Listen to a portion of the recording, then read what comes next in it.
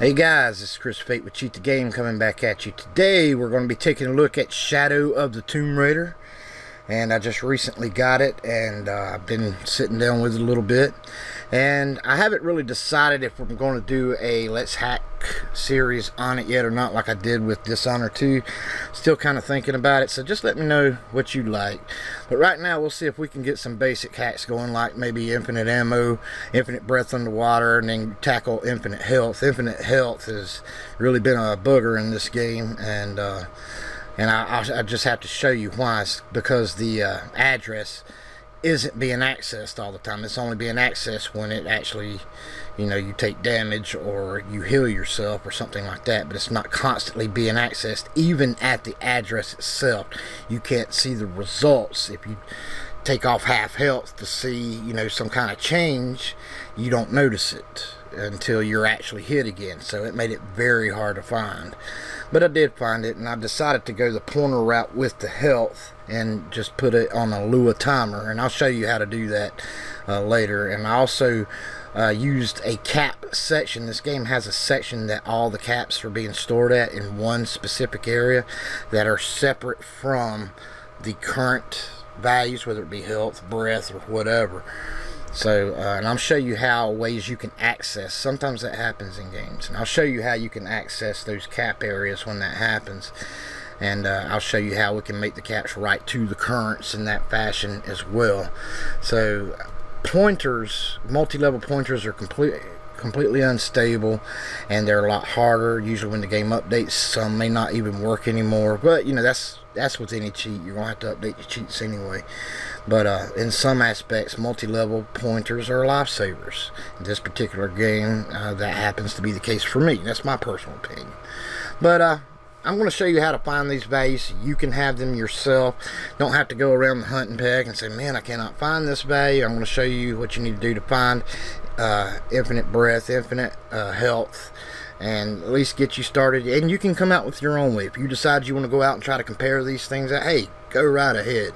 And yeah, you can do it. You might have to put a little time into it, starting the game back up and everything like that. I decided to do the multi-level pointer, but like I say, there is no one way written in stone. You do what's comfortable for you. The most important is getting you started, and that's what I'm going to do in this particular tutorial today. Alright, so let me go ahead and bring everything up, and I'll be right back with you.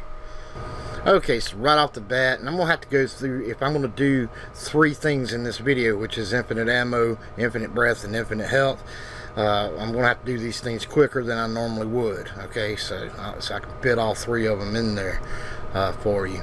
But like I say, I may, get in more depth in later videos. I may continue just to stay with this game for a little while, and where we can go find teleport, super jumps, and things like that. I don't know yet. So I'll just start with the basics: ammo, health, breath, stamina, whatever, magic, whatever the game may be. So real simple, real easy. We take a look and see what our current ammo value is. We see here, and we take a notice that there are 2 different types of arrows. One's a regular arrow, one's a flame arrow. So we know right now that we just have the regular arrows, so there's possibly another value that we'll have to look at later. We also have our gun values here also. So we can really, they're probably all going through one specific opcode. Let me bring Cheat Engine back. So we can probably find all those values together. We just need to find one. So right now we're just going to start with the 4-byte and just start with the regular 24. And we waste one out, go to 23.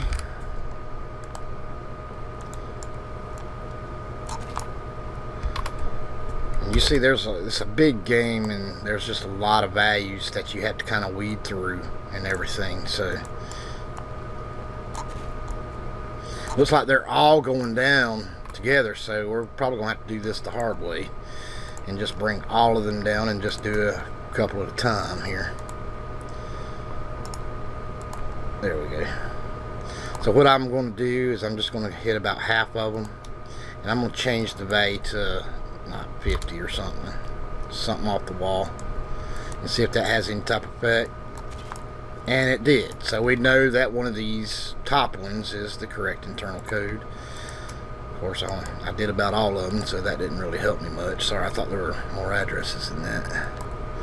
Let's try it again. So let's just choose half and lock half of those down, see if it continues to go down.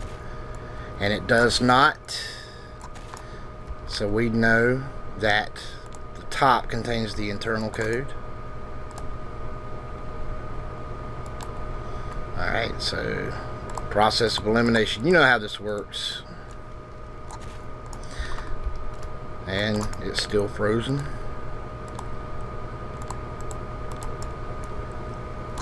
It's amazing how I always choose the wrong direction. If I started from the top and went down, it would have been down here at the bottom. I always do that. It's always the opposite way I choose. And it's still, so it was that very top address, that figures. And usually I'm one of the advocates that keep preaching to everybody else, try your oddballs first, and here was the oddball. The rest begin with the B, and that one's the only one that begins with 9.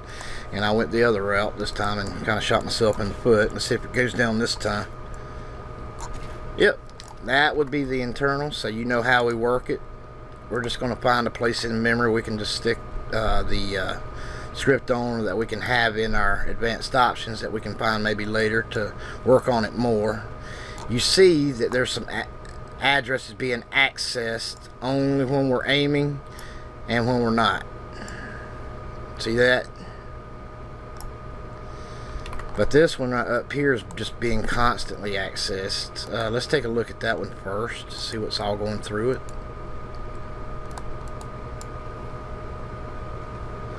Now, a problem you're going to have with this is that items may also be going through it, so you need to check it and make sure it doesn't pick up any items as well. Coins, things like that. Go to your screens, go through your inventory, make sure that other things aren't popping up, that only your ammo is popping up. Then you gotta bet the best place in memory to do it. It's only affecting your ammo, okay? Because I'm going to show you right here. We're going to keep this area in memory. We're going to right click on it and set to bookmark right here. Second option, just set that as a bookmark so we can come back to it. We can also just keep this up as well, but I'm going to go to another place in memory and show you something. If I'd have chose this opcode and went here, that would be a bad one to put in there anyway, because it's right in between a conditional jump and a return. You never want to carry either one of these two to allocated memory with you if you can avoid it. Sometimes you can't, and you need 5 bytes to go to allocated memory, so it's going to have to take one of them with them. So this would definitely not be a good place to do this cheat. But just to show you what I'm talking about earlier, if I was to choose this opcode and go back to it, let's see if we can find another item. There's all my ammo values. And take a look, it's also items as well. Now this may be a code we can come to later when we're trying to get infinite items, but we want to just tackle what we're set to tackle right now, and that's just the ammo. So if we want to come back later, we would have to separate out versus items that we want to keep or whatever versus ammo, and that can get very tedious. But we see up here that this is only dealing with our ammo, so we want to go there. So for right now, we're just going to have 99 moved into the address, just to see if it gives us the, hang on a second, I accidentally hit pull injection. We're just going to label this ammo 1.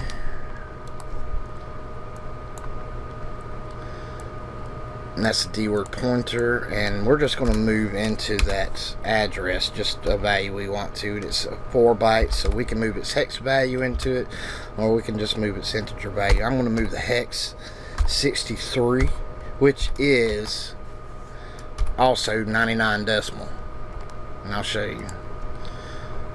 If you come here to your programmer calculator, put it on decimal, if you put 99, that's 63 hex. 63 hex equals 99. So I'm going to move 63 into there. Let's take a look. Infinite ammo test. Make sure to save your work here in case the game crashes or anything like that, or cheat engine goes down on you. Let's just see what happens. Now we still have a problem with ammo. Take a look. It's still, the chamber value is going down. But we also still want to go and check our inventories, making sure that these are not going up or snuck through there, or our gold ain't going to 99 or something like that. You still need to keep an eye on those. So we still need to find that chamber value. And if you go through and count all these, you'll see that they are 45 on the machine gun. So that's what we're going to keep it on as a chamber value for the machine gun. All of those are 45, so we need to go find that as well.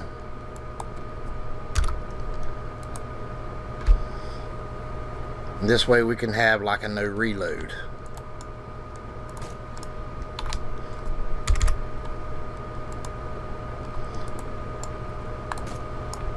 And I believe this one's it. I don't know. Let me bring it back up to 45. Let's see. Nope. Nope, that's right.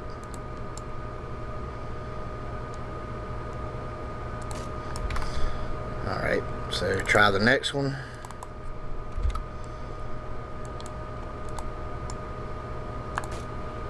That's it right there. Went back up. So this one here is our, and this is a display code right here, and this will be our internal. We see there's something always being accessed when we're aiming.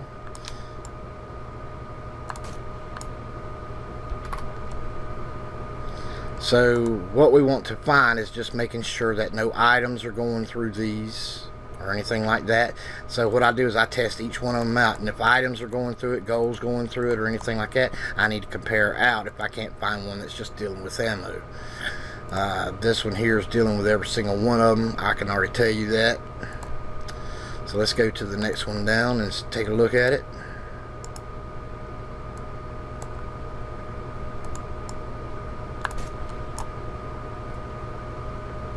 Let's go to our inventory. Alright, let's also go find something to pick up to make sure it doesn't carry over. Okay, so inventory is not being accessed. It's just our, I don't know what that one is. That's kind of concerning. That's 7, 8.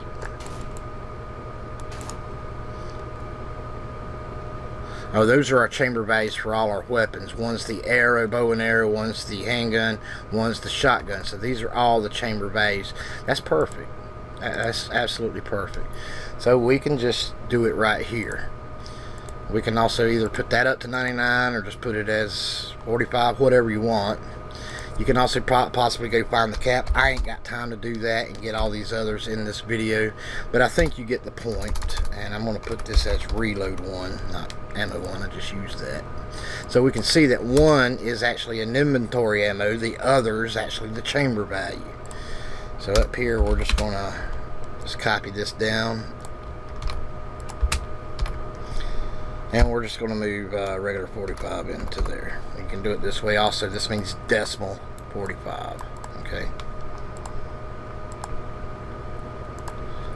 And that should prevent us from having to reload.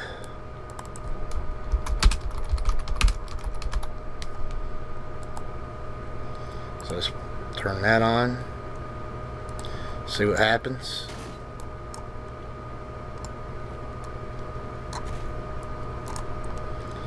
Get machine gun. Well, one thing about it is that our chamber is empty on the screen. However, you see we're still firing, so that's not a big problem. That's just a graphical glitch. We can probably go in there and fix the code and make it show the bullets, but we just want to make sure it's actually working. Yeah, it is. Okay, so it's still firing. We got no reload. We can go back and fix that some other time, you know, to show the graphic if you want to. That's called fine-tuning your scripts, but we'll work on that later. Next, coming up, I'm going to show infinite breath. Okay, so now we're at a section of the game where we have to travel underwater. So that's the best place as any to come up with our breath value. Now, one thing about this particular game is it does not have a breath bar like the other games do. And so we're going to, excuse me, I'm sorry, we're going to have to maybe assume that it's on a timer. And at this stage, you don't know if it's going up or down. So the best thing to do is just take a guess. Usually, it's a safe bet saying that it's starting from a high value going to a low value. And that's what we're going to do. I always start with float in these type of situations. They're usually going to be on a float value for these type of attributes. But not always. So keep that in mind. So we're going to go ahead and set this up. I like rounded default. I like simple values only. I do like ticking that onto readable and writable memory. And right here we're just going to have to go unknown initial value. Now I will be pausing in between scans. This is a 64-bit game, and these scans take a lot longer because it has a lot more addresses to go through.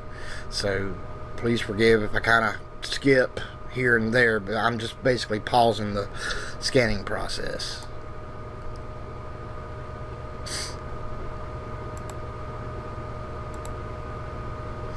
Alright, that didn't last long. Alright, so here's where things are going to get a little laggy. It's having to keep up with 1.3 billion addresses while we're playing. So I always recommend try to do these offline if possible, and also turn off any browsers, any programs you don't need. Take some of the load off your computer. I have a recorder going, so it's putting more extra load on my system. But what we want to do before is just go underwater and go back up. That's what we should have done first, to make sure a value was set in the first place. In some games, these particular values aren't even set until it's actually needed or used. So that's the time you want to do your scan. So best to go underwater, best to go ahead and take some damage, and then start your scans. So to make sure the addresses are set with the value. Usually in these 64-bit games they are, but you'd hate to do all that searching and not find it, and that'd be the reason why. So you just don't know. So now let's do it. Alright, so go underwater. And we're assuming it's starting from a high to a low, so we'll go under a little bit, and we're going to pause it, and we're going to decrease value. Normally I'd recommend also using pause the game while scanning before you begin your first initial search, but in this case the game has a very good pause feature. It just freezes everything and you don't really need it. Just keep it on its pause. So here I'm going to pause the recording, and I'll be right back with you when it's finished its scan. Alrighty, so we got our first scan done. We can come back to it. The game is still froze, so we can go ahead and hit unchanged value because we know that timer is stopped, so it's not really getting rid of anything. So let's let the value go back down a little more. And as you can see, there's really not much of an indicator at all. So, and we just keep repeating the process over and over again until we get down to a value we can try. We also do want to look for some type of indicator. We see that nothing's happening, so we need to see what would be an indication. Does he start to choke? Do we just die right away? Is there something letting us know that we're under too long or whatever?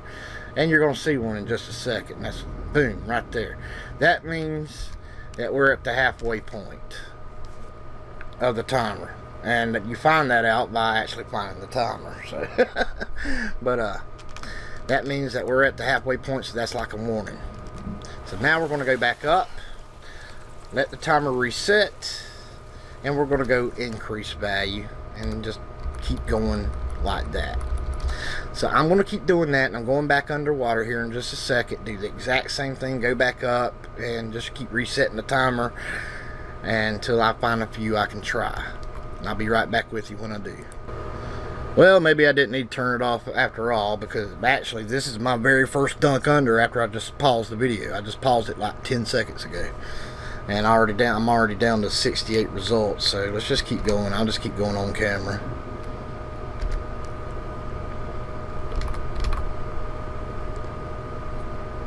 And already we're seeing some interesting values. Alright, so now let's go back up.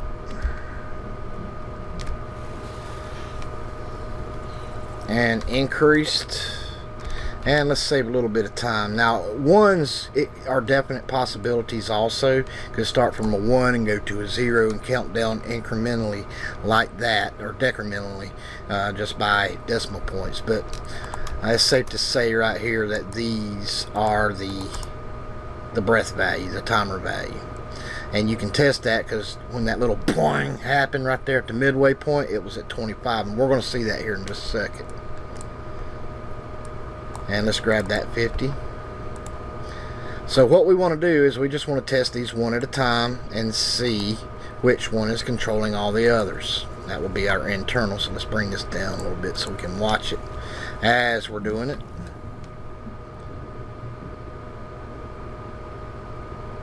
There we go. And you can see I learned my lesson from last time. I started from the top this time. I just could swear it'd be the bottom one this time.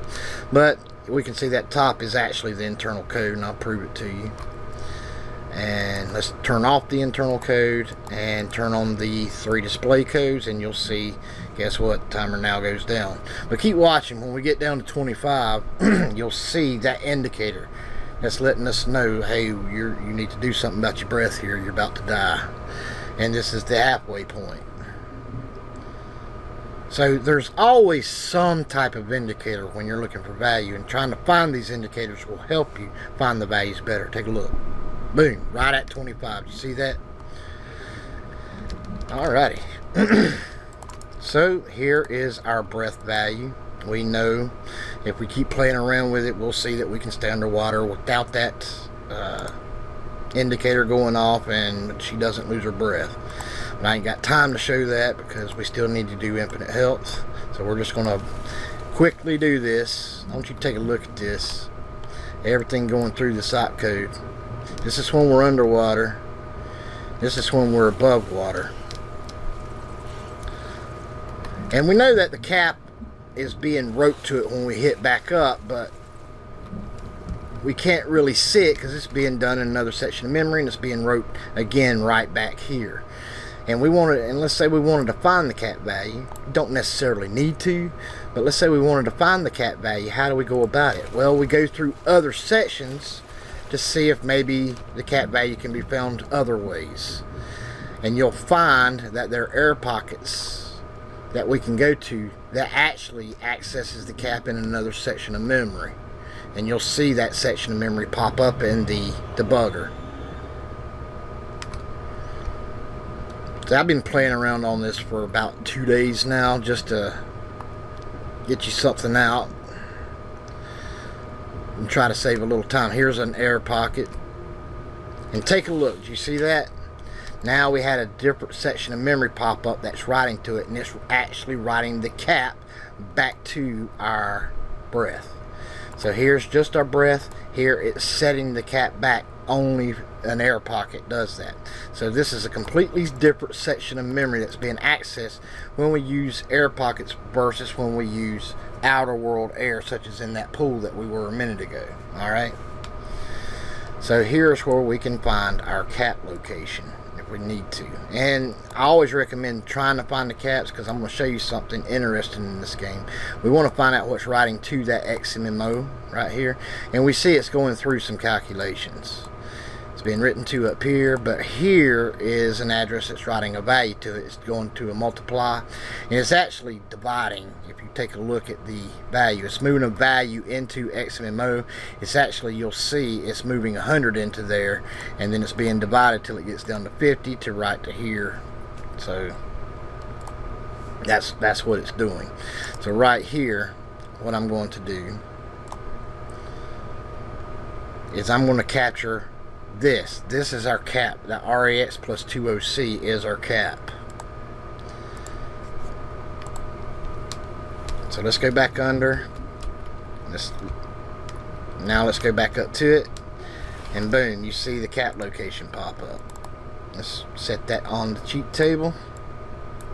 Let's go ahead and stop that, and you can see it's a completely different address than our current. So that is cap and current in completely different section of memories. Look at those two different addresses. And so when we go browse the memory region, and let's set it, here's the address, same address right here. It brings us to the memory dump. Display type, we're going to put it on float, and here's the cap. And you can see, if you just kind of take a look, there it looks like a lot of caps are being stored here. And usually, sometimes in games, they do that. They'll put your caps in one section of memory, and they're only accessed when they need it. So if we put like a debugger on this, see, it's only being accessed when we hit that air pocket. So we can't really use that in the script as this, or as an opcode itself, because it's not being accessed constantly. If we put that on here, we can see right off the bat, nothing is accessing it. Take a look, see? Nothing. So nothing is going to be able to give us our value until it's actually needed. It's only needed when we go up for air, see? So nothing is accessing it whatsoever until it's actually needed. So we can't really do like an injection copy, or we have to actually go take a breath for it to pop up to write to our current. So another way to do that is to find a pointer, and that's what I did. And I used that same pointer for other caps in the game. I'm using that one that's 4 bytes behind it to write to my health, that I'll show you in just a minute. So to find multi-level pointers, it's easy. If you're brand new here, everybody else already knows how to do it that's been following me for a while, but I will put an Amanda Rakes how to find multi-level pointers up here in the upper right hand corner. Please go take a look at it. It's great stuff. It'll really help you out. But we're going to use a multi-level pointer to help us find our caps every time, since they're not constantly being accessed. Alrighty, it looks like I'm not going to have time to do infinite health in this vid. I apologize about that. However, I will keep my promise to you. I'll help you find it. It is a float value, and it starts at the beginning of the game where we are right now. It starts at 300. Okay, 300 float. You can do exact value. Now the only trouble with it is that it's not constantly being accessed, so you don't see the results right away. However, there's only like one 300. You would see a bunch of hundreds, you'll see a bunch of ones counting down that are in sync with it, kinda. But it is an internal code that is not constantly being accessed. It does not affect the displays right away, which makes it extremely hard to find. It's only accessed when it's needed. But it is a 300. You'll be able to find it easy that way. And what you need to do is just find it.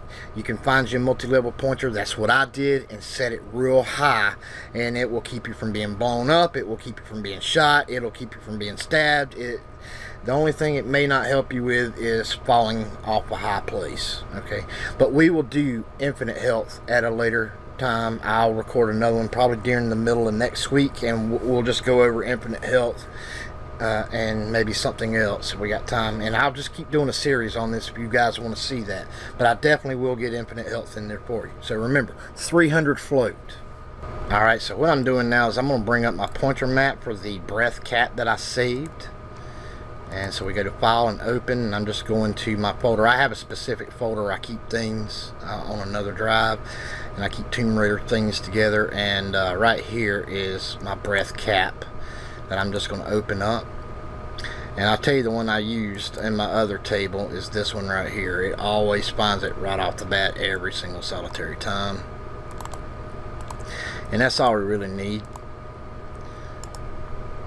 And print offsets. We can see it's only 21C, and we can remember those if we need to. Also, we can use another one just in case. Let me add that one to the table, and I'll show you how to ASM the script with a multi-level pointer. I've done it several times, but I'll do it again. It's always best to keep these in memory because you're going to be using them a lot. So, and like I say, you'll find that, you know, hacking these games are relatively the same. These techniques work for every single game. If one way is not working out for you, try a different way. One of them will work, guaranteed. So, and that's what we're going to do. So let's go ahead and get back to our, let's just close all this down. I forgot which one was the internal code for our current breath. So let's go back underwater. Let's put the debugger back on our current breath.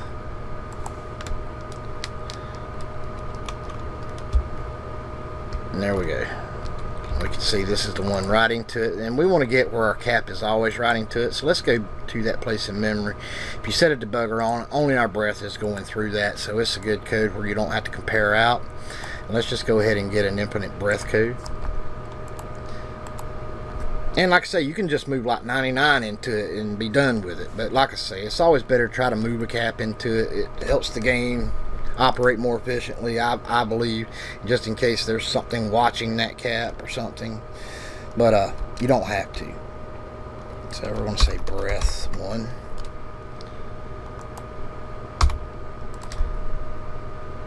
And I'm going to use the bigger pointer this time. I'm going to use the bigger one just so I can show this technique. And I want to thank FreeER for this print offset script. He has volunteered to share it with anyone to the public that wants it. I'll leave the link for it in the description. And all you need to do is just download the file. You can download it onto a text file.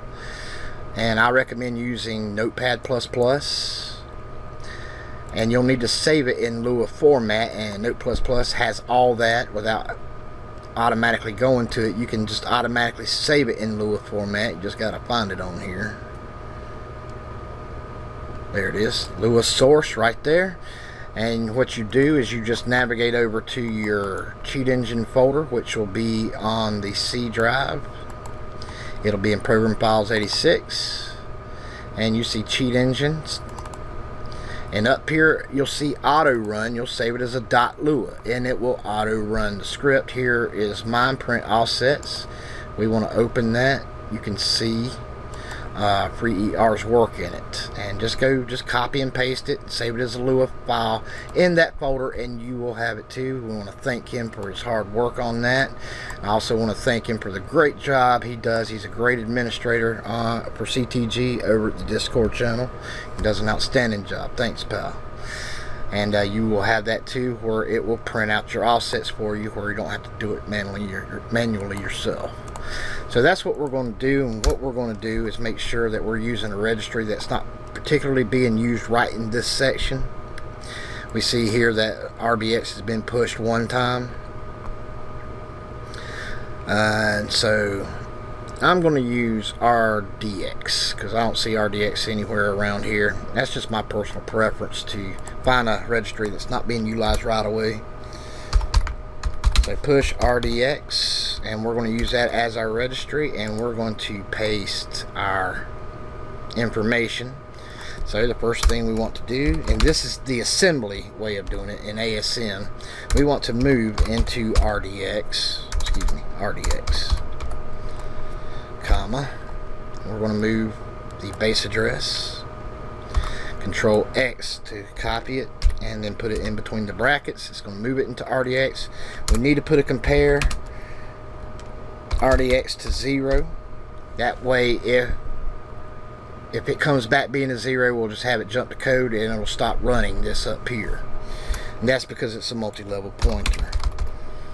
So if something's bad about this pointer and it's not a very good pointer, it keeps flipping on you or changing, then it'll automatically just stop running whatever we put up here and just run it like normal. And then we just keep doing it till we fill in all our offsets the exact same way. RDX, brackets, and what we're going to do now is RDX plus BO, B0. The reason being because we just moved our address into RDX, so now RDX is this address. So this address plus BO is the next pointer, and on down. Do you understand that? Then we're moving that in there and just keep going all the way down till we get to OC. Alright.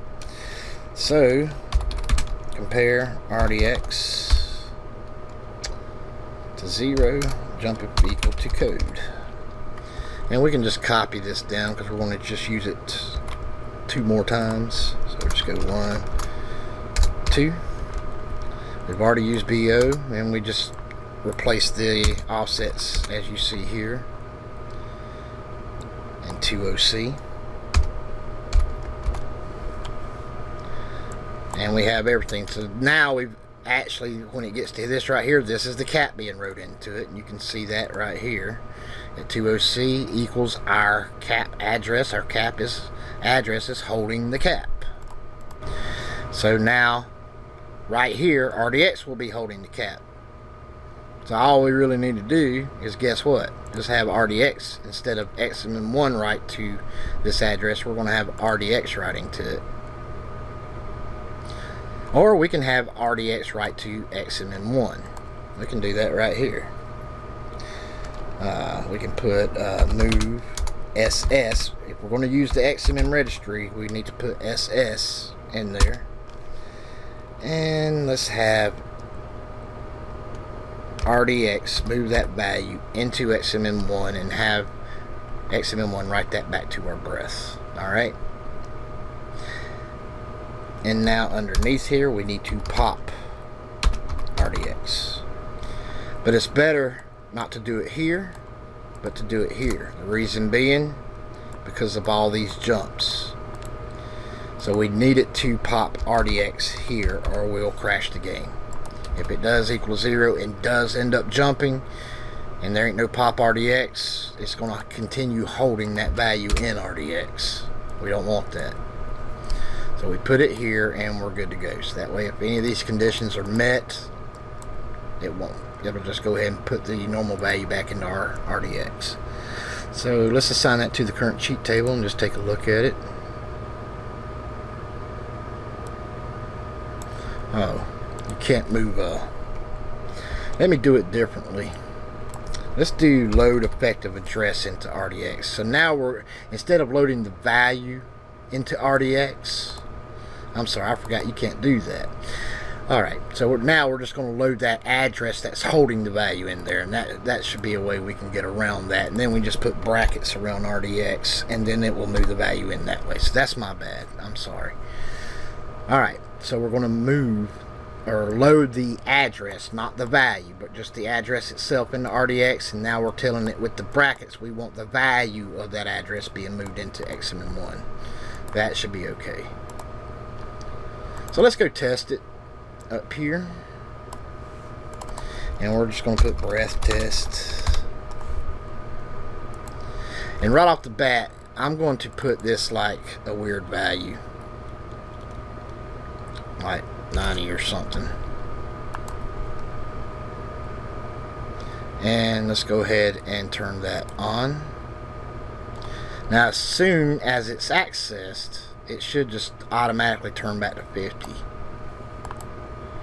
So let's go ahead and resume and take a look. Do you see that? Went right back to 50. It's not going down at all. Our cap is being written to our breath. So now we can stay underwater indefinitely. And that's how to do it, fellas. Now I will go ahead and start recording some on the infinite health, and we'll hit that in the very next video. But like I say, and I'll reiterate it, it's a 300. You start out at 300 a float value. Okay, but like I say, it does not affect health right off the bat when you change it in the address that's being held. That's the only downside to it, but you'll be able to find it a lot easier that way. And if you're still having trouble, just wait for the next vid to come out later in the week, and I'll show you how to deal with it, and you'll have infinite health, no problem. Okay. Okay, I want to thank you guys so much for coming out. I really appreciate all the support you guys give me. It really means the world to me that you come out and that you're getting something out of these. I know some of you now are getting so advanced you're going beyond my tutorials, and that's great. You always want to get to that level. I like taking you from that beginner level and getting you to that intermediate and more advanced level and go off, you know, and go learn more in-depth things. So I'm very proud of you guys that's doing that, and for you newer people, you will get to that level too. Just hang with me. I'll help you all I can. I'm happy to, and we're just proud to have you a part of CTG. But I want to go ahead and thank my partners right now. These guys keep the Cheat the Game channel running. They donate every month, and it really helps me out. They are receiving perks every month for being partners, and this month's perk's going to be a good one. I'll be posting it in a couple of days also. So make sure that you partners stay tuned and take a look. It's going to be a good perk this time around that you're getting absolutely free of charge, and it's about a $30 value. I'm going to go ahead and cut on out, and I'll go ahead and get started on the next vid now, you know, to show you infinite health, and I'll come out with that later in the week. And let me know if you would like me to continue the series on Shadow of the Tomb Raider. We can do more things like the teleport, see if we can maybe find a super jump, and all the other things we like looking for. It's a hit or miss, and we can probably also find stealth, stuff like that, you know, even more hard to find stuff we can get into. So just let me know your thoughts and opinions in the comments. If you want me just to go on to another game, that's fine too. Because also when Assassin's Creed Odyssey comes out, we're going to be hacking into it too. But we'll have to wait on that one until it's actually out. So, alright guys, you all take care. Keep on hacking. Most importantly, please enjoy yourself. That's really what it's all about. You cheat the game, fellas, because believe me, it doesn't mind cheating you. You all take care now.